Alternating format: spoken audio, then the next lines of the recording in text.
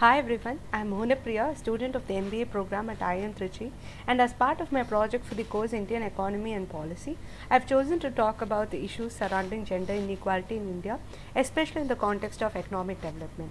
Gender inequality, disparity, differential treatment is a long-standing social challenge in India, and there have been numerous discussions, debates surrounding the social and moral obligation to do more for improving the scenario. Interestingly, however, gender disparity has also cascading and counterproductive effects in an economy such as India. For a start, what does this mean to our GDP?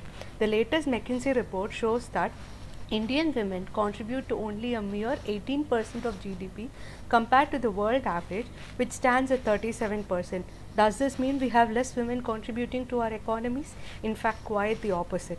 We have a large proportion of our rural women workforce contribution in the households, domestic chores, agriculture, etc., which are not accounted through our traditional methods of GDP contribution. Domestic responsibilities often are considered as unpaid work, and the contributions to the welfare of a family and eventually to society are going unaccounted for. The scenario in the urban regions is far from healthy in itself. There has been a steady decline in the women labor force participation, which was only at 26.9% in 2018 compared to the global average of 48.7%, implying we had only 26 women who were employed in jobs for every 100 men. The basis and reasons are of course an outcome of years of cultural and social constructs forming from a patriarchal lineage and ideologies. Now, how do we measure the impact of this challenge? The economies across the globe are measured on a number of parameters besides purely GDP. Human Development Index is one of the critical ones, and it focuses on criteria such as health, education, empowerment and safety.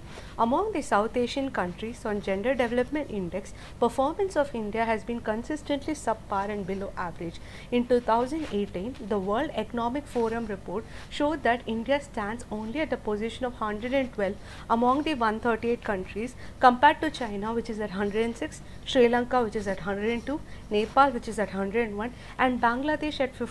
The gender gap between men and women have been measured through 4 key areas in this report, which is the health, education, economy and participation in politics.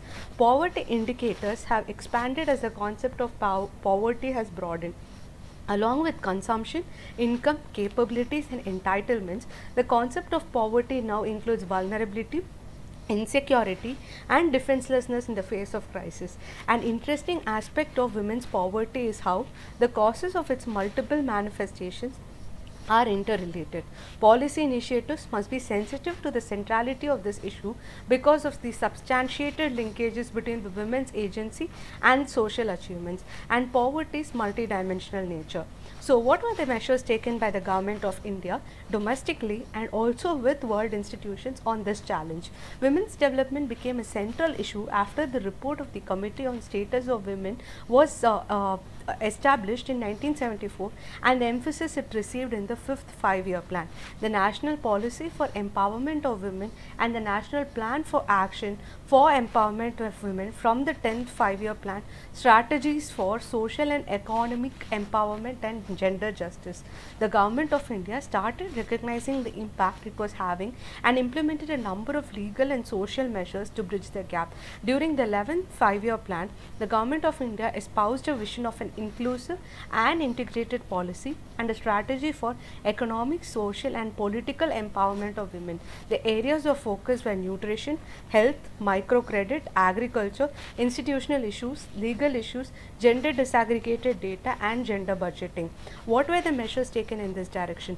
This included enhancing women's participation in work, including improving transport, energy, ICTs, land rights, policies surrounding land rights, policies surrounding home-based work, self-help groups and wage employment schemes. Further, laws were strengthened to address gender-based violence, crime and discrimination, workplace rights and access to legal services, reducing the difficulties faced by vulnerable groups of women and improving health and educational services. The World Bank supported and still continues to support the Government of India and several state governments through investment loans, credits in a variety of sectors or projects, as well as through analytical and advisory activities. Gender equality is promoted through these instruments. In the political arena, Rajya Sabha passed a historic reservation bill under which 33% of seats in India's parliament and state legislative bodies are reserved for women. So what these measures would mean for our economy.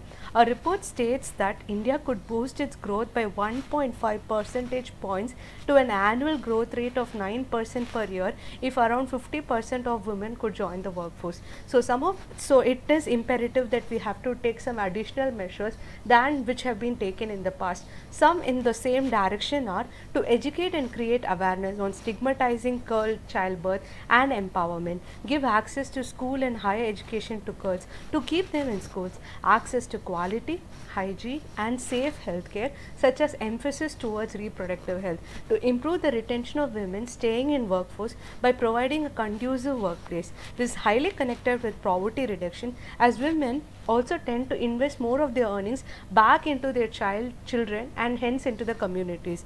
More investments by state government to empower rural women through self-help groups. These projects need to access their skills, markets, business development services and also boost their entrepreneurial skills. Women are still underrepresented in manufacturing, construction, engineering and communication technology, leading to loss of gender diversity benefits. Hence, promoting a diverse and inclusive workforce to bring more representation should be adopted. On a broader level, this challenge should be focused through gender equity discussion and policies, which means categorically dealing with gender specific needs. Advancing women's equality can add as much as $12 trillion to global GDP by 2025. Hence, gender equality has gone beyond being a moral or social issue. It has now transpired into a critical economic challenge, or one that needs to be addressed to fast track our economic growth. Thank you.